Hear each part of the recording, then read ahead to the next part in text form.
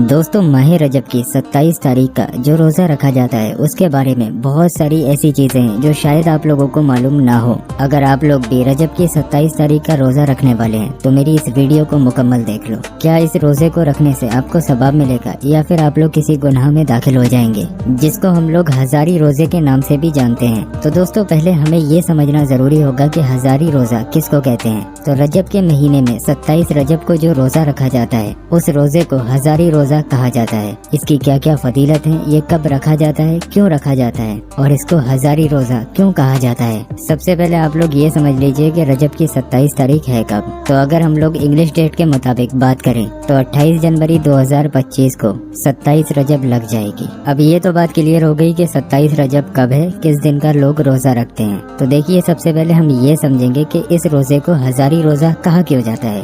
وہ اس لیے کہ اگر کوئی شخص اس روزے کو رکھتا ہے تو اس کو 1000 روزوں کا ثواب ملتا ہے۔ اب یہ بات کتنی صحیح ہے اور کتنی غلط ہے اس چیز کو بھی آپ لوگ سمجھ لیجئے۔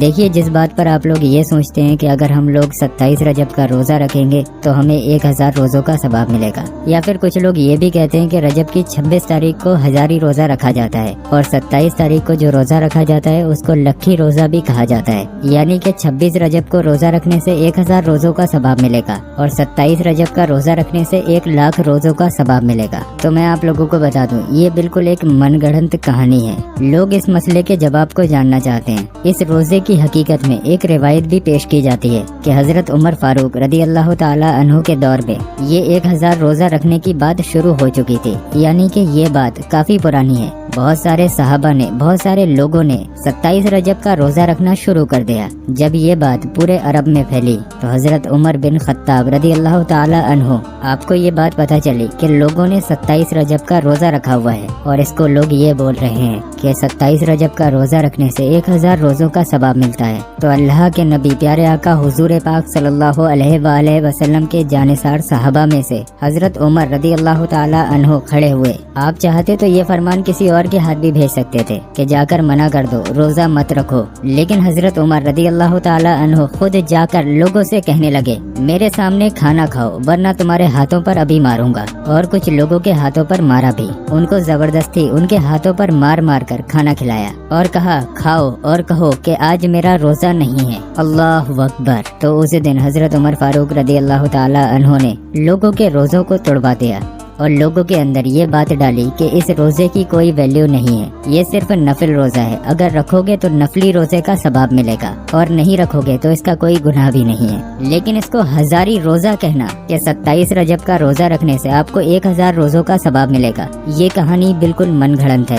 وہ اللہ کے اختیار میں ہے، آپ جو بھی روزہ رکھیں گے اس کا ثواب اللہ 1000 نہیں، 1,00,000 نہیں، 1,00,00,000 روزوں کے برابر ثواب دے گا۔ ہاں میں آپ سے یہ کہنا چاہوں گا کہ پیارے آقا حضور پاک صلی اللہ علیہ وآلہ وسلم نے رجب کے اس مہینے میں کثرت سے روزے رکھنے کا حکم دیا اور آپ نے بھی اس مہینے کے روزے رکھے، یہ بات آپ سے ثابت بھی ہے۔ لیکن اسلام میں ہزاری روزہ یا لکھی روزہ اس کا کہیں سے کہیں تک کوئی بھی ذکر نہیں آیا ہے۔ آپ کوئی سی بھی حدیث اٹھا کے دیکھ لو، قرآن پاک کی کوئی سی بھی آیت اٹھا کے دیکھ لو، آپ کو کہیں پر بھی ایک روزہ رکھنے کے بدلے میں 1000 روزوں کا ثواب کا ذکر نہیں ملے گا۔ تو اگر آپ لوگ نارملی اس کو نفل روزہ سمجھ کے روزہ رکھنا چاہتے ہیں تو رکھ لیجئے، کوئی دقت نہیں ہے۔ لیکن اگر آپ لوگ یہ سوچ کر روزہ رکھیں گے کہ آپ اس روزے کو رکھ رہے ہیں تو آپ کو 1000 روزوں کا ثواب ملے گا، تو یہاں پر آپ لوگ غلط ثابت ہوتے ہیں۔ دوستوں بہت سارے لوگوں میں یہ کنفیوژن ہے کہ ہم لوگ 27 رجب کا روزہ رکھیں یا نہیں رکھیں، یا پھر بہت سارے لوگ اس کو ہزاری روزہ بولتے بھی ہیں۔ ان لوگوں تک آپ لوگ یہ ویڈیو شیئر ضرور کریں۔ باقی میں نے آپ لوگوں کے سامنے روایت کے ساتھ ڈیٹیل میں پورا ویڈیو دے دیا،